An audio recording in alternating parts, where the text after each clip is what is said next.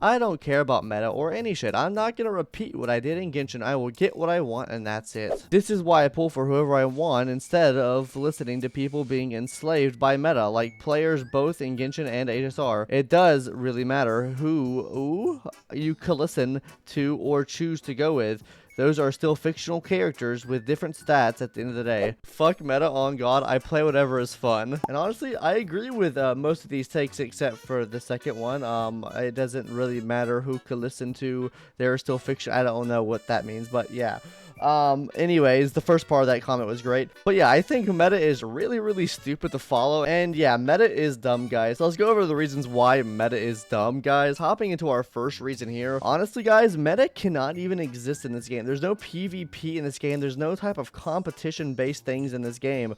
So, meta cannot even really exist in this game because there's nothing to compete against. There's the best teams. There are like the best thing out there you could use, but there's no meta because there's no competition involved with anything that you do in this game. And I know a lot of people will say, oh, the world meta exists in every game. No, I mean, I don't really believe in that sentiment because you're, like I said, not competing with anyone for the top spot in anything. There's no type of leaderboard system or really anything like that you could get one up on anyone. So yeah, meta just really can't even exist in this game or Genshin for that matter because there's nothing to do with competition based off of the characters you pull or anything like that.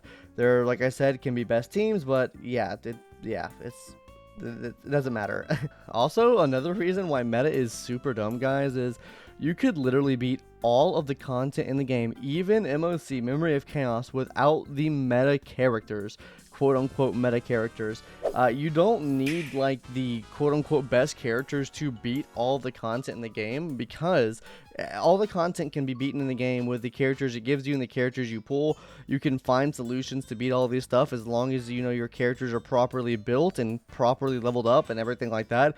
You can beat all of the content in the game with the free-to-play characters it gives you. A completely free-to-play person can beat all the content in the game, guys, is basically what I'm trying to say with this. You definitely don't need the best characters to beat the content. It makes it faster when you have the best characters and you'll be able to complete it faster, but you can still beat all the content in the game. It just might not be as fast. There are no like must-have characters, like a must-have character right now for the Memory of Chaos to even beat it. So there can't really be like a particular meta or anything for that reason, because there is not like a must-have character. You're not pay-gated behind pulling for a certain character to beat the content. That's just not what the game does. As long as you have correct typings and also certain abilities that help you out win the battle, then that's really all that you need. Like, you don't need Silverwolf for Memory of Chaos to go in and give everyone a quantum debuff so your Zealot can just go in and clean up every job. Sure, that's a better option to run maybe, but it's still not required. You just run characters that you need to run. Like, for example here, guys, we're going to use stage 1 of Memory of Chaos here for an example. The first stage is quantum and physical, guys. The second stage is going to be imaginary and also wind. The only thing I could see you getting cucked on would probably be imaginary because there is no like free-to-play option for imaginary right now, but we do have free-to-play wind options, that being Danny Don Hung. Also, we have free-to-play quantum options as well, which is a QQ. And also, you know, the physical damage here, you can either use physical MC, which is not a bad choice, especially if you need some physical damage output. So, I mean, like, overall, you do have typings for all of these characters that you can use in building a pretty nice team. Like, for the first team here, you could literally use something like this right here and change out Fire MC for physical MC if you feel like it's necessary to. You have Natasha here for some physical damage, so you're getting some extra physical damage and you're healing out. You have March 7th for shielding. You have your Fire MC for shielding if you need that, and you also have QQ here, which is free to play for your quantum. So, I mean, there are options to beat everything in the game with the free to play characters. You don't need the best quote-unquote characters to beat the content in the game. Now, there are very rare circumstances where sometimes a certain character will come out with a brand new ability or typing where that's the only typing / ability in the game that even like is in the realm of that like ability.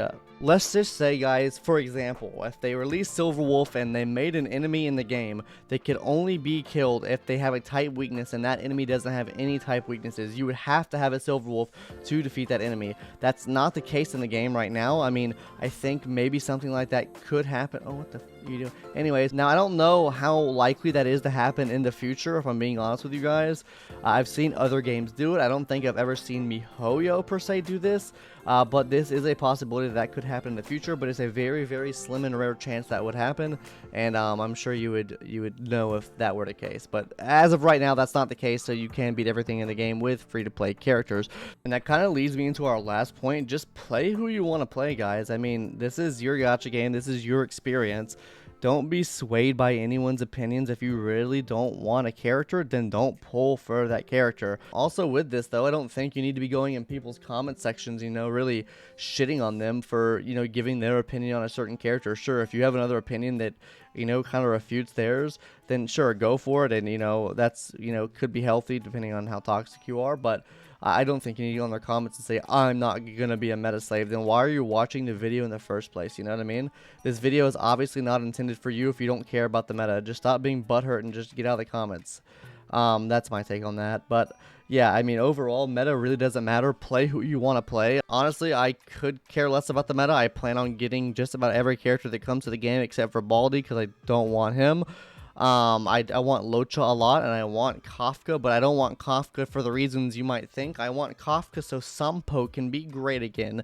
But yeah, I mean, at the end of the day, guys, it's your game. Get the characters you want, you like, play with who you want to play with. And yeah, I'm going to keep making guides on the most meta things there are and how to build characters and, you know, the best options for people to pull for. And if you get mad about that, then, yeah, I don't give a fuck. Anyways, see you later, guys. That's going to do it for my video on why meta is dumb and doesn't matter. So, yeah, see you guys in the next one. Hopefully you guys subscribe, maybe. And, yeah, see you there. Bye-bye. Pom-Pom's sad now because I made a video about this. So, yeah.